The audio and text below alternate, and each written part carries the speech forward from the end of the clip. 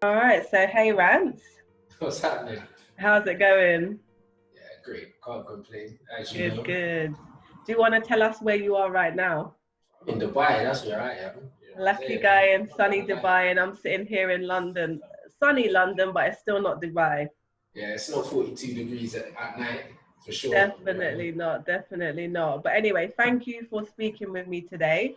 We're going to be talking all about being active, being healthy. And just before we get started, obviously, I've known you for a long time, but do you just want to tell the viewers a little bit about yourself and like your relationship with health, fitness, active lifestyle, and stuff like that?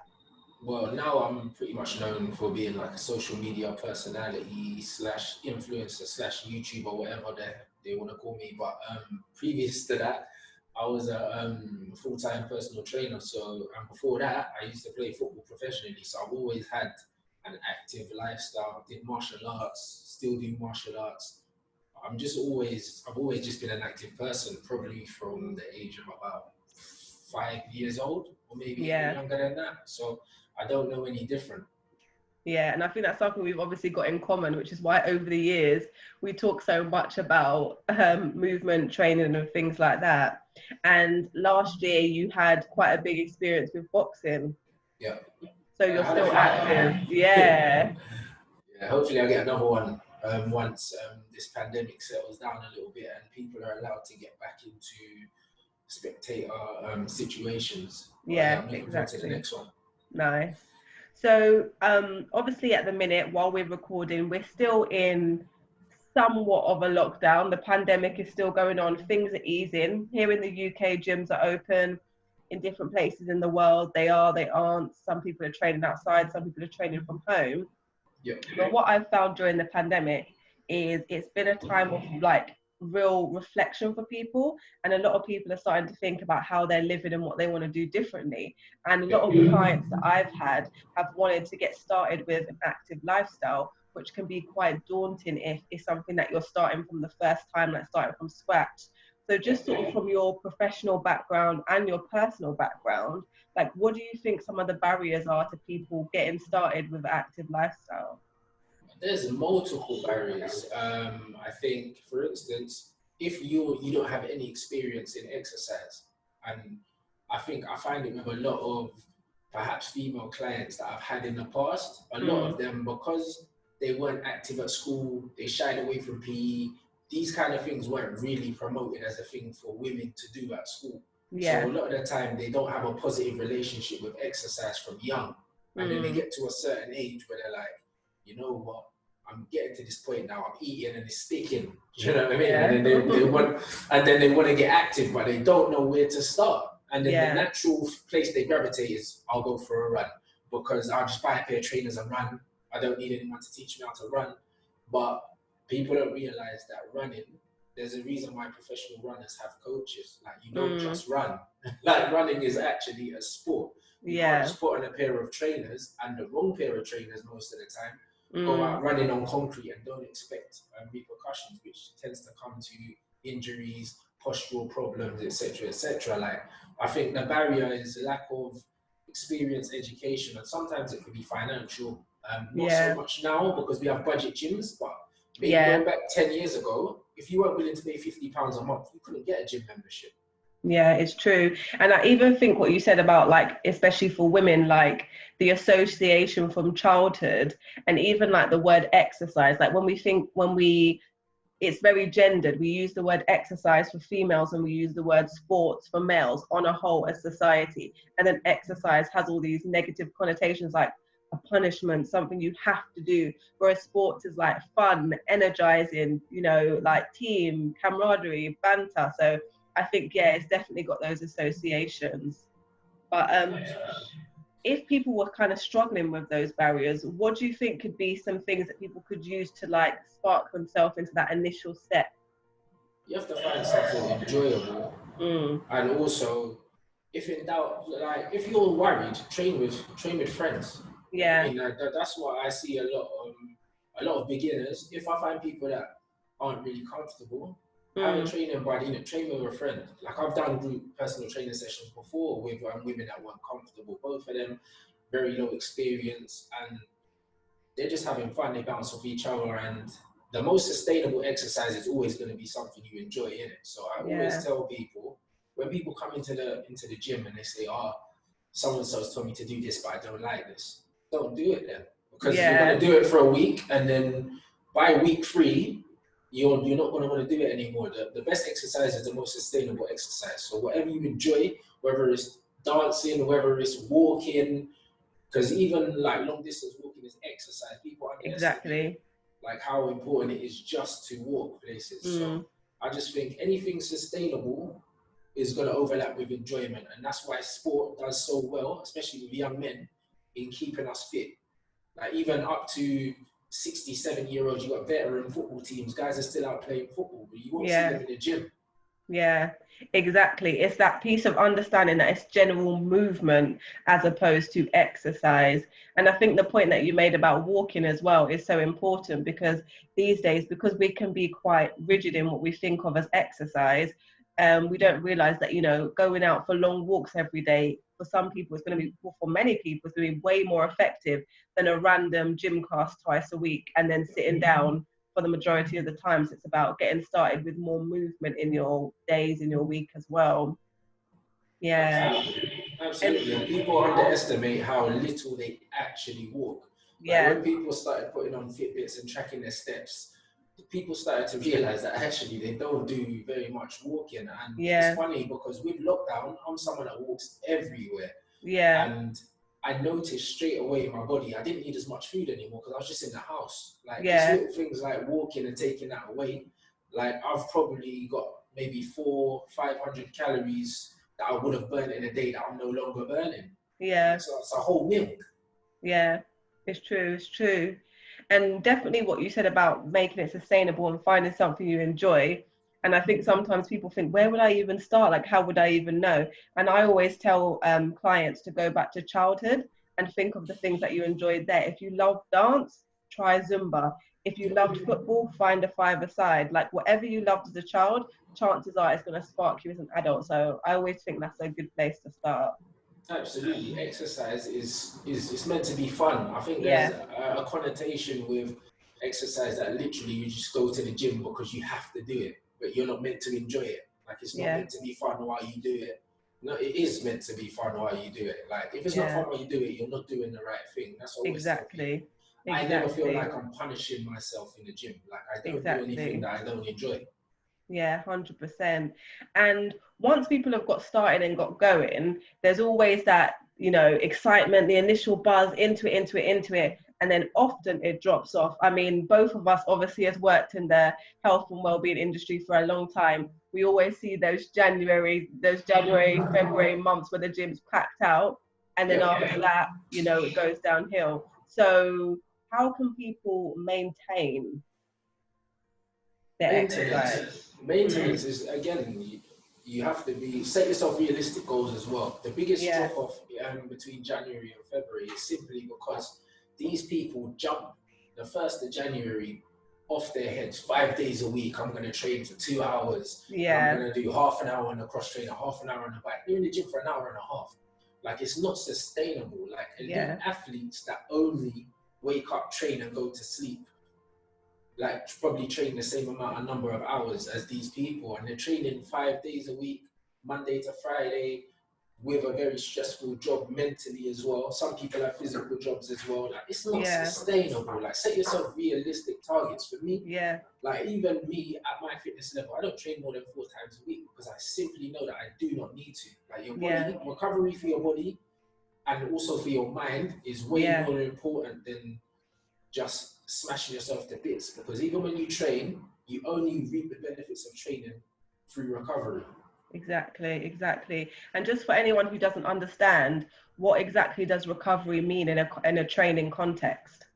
Recovery means getting the right nutrition to actually refuel yourself from the workout, getting enough sleep as well.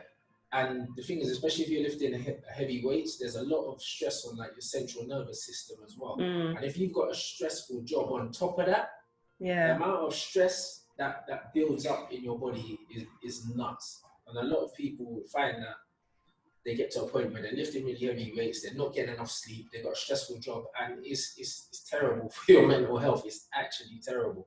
Yeah, it's almost like a surefire way to burnout. It's taking them to the exact opposite direction of probably why they wanted to start exercising in the first place. But exactly.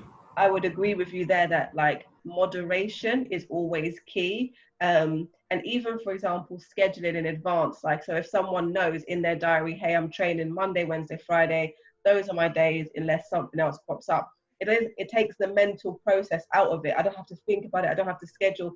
It's just in the diary, boom. I know I can make these days, and that's much more sustainable, like you said, than going full pelt for 6 weeks and then crashing and burning.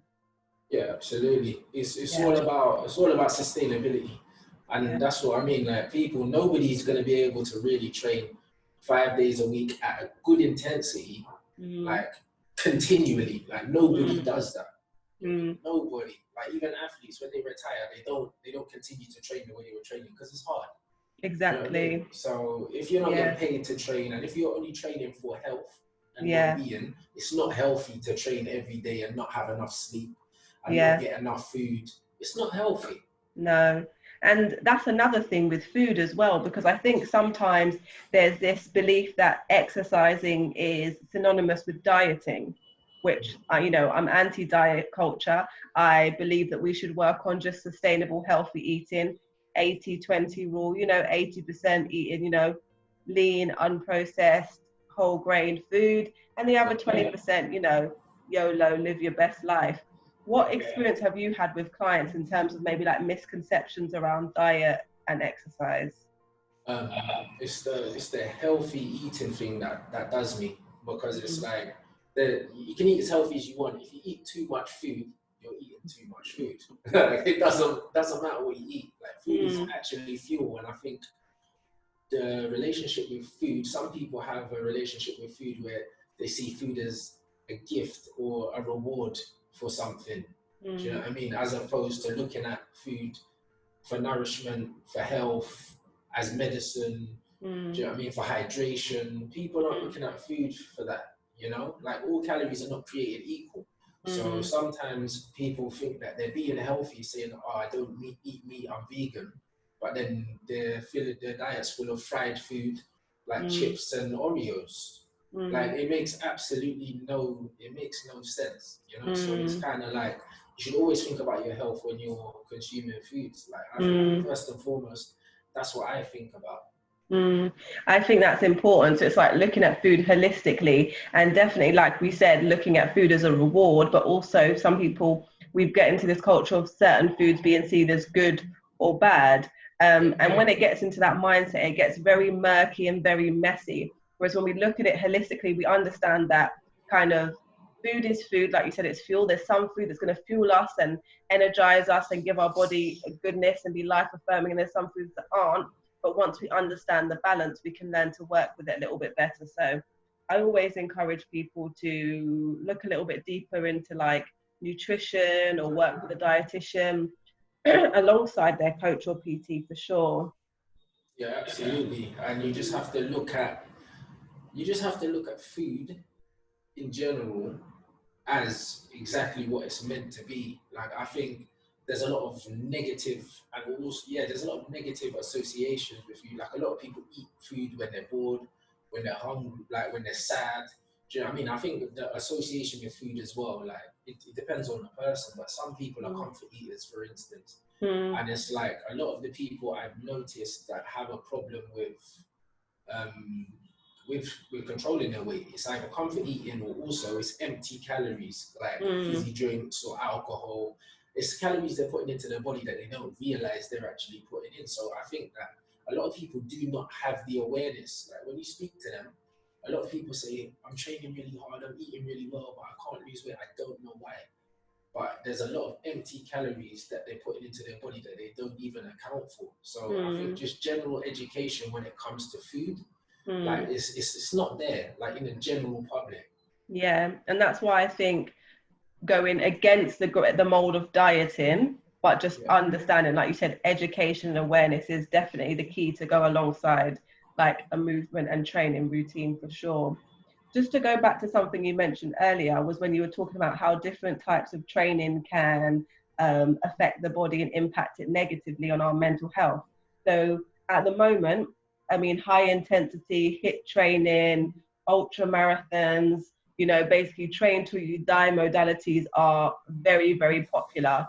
And of course, because of the work that I do, I often get people coming to me that are really, really stressed. They've got a lot of, you know, either suffering with adrenal fatigue or anxiety or whatever else.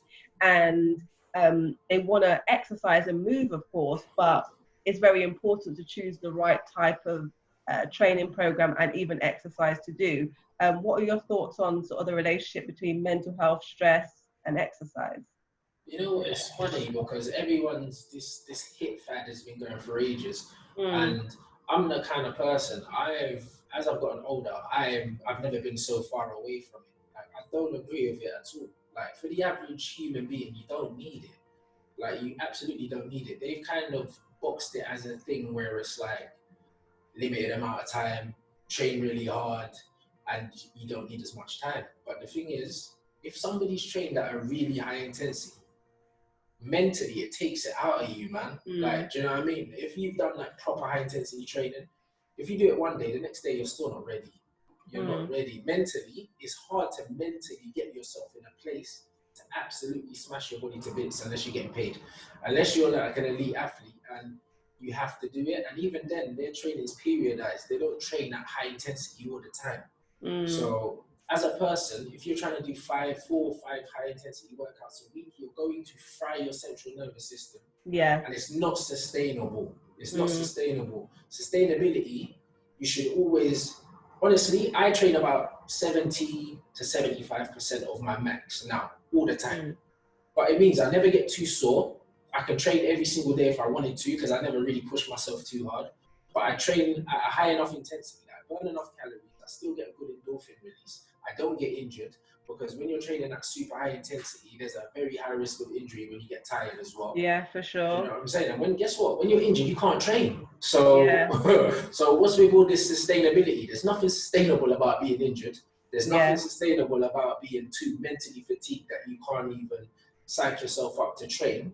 So it's good to find a happy medium where you're training at good enough intensity to get a sweat on, but you're at a low risk of injury, and also mentally it's easy. Sometimes it's a nice light jog where you get a sweat on, you can listen to your music and sing along. It's enough. exactly. It's enough. You do not have to be on the floor like dripping with sweat and struggling to breathe after every workout. Like Yeah, it's not a Rocky film. A lot of people think that every workout has to be intense. It yeah. really doesn't. Yeah, I agree. And also we have to change even our perception of the word intense, because there are some workout formats that are very, very intense, but still low impact. Um, you could probably get, you know, a boxer to try a bar class and they'd probably struggle, but they're not going to be dripping with sweat in the same way that they would in the ring.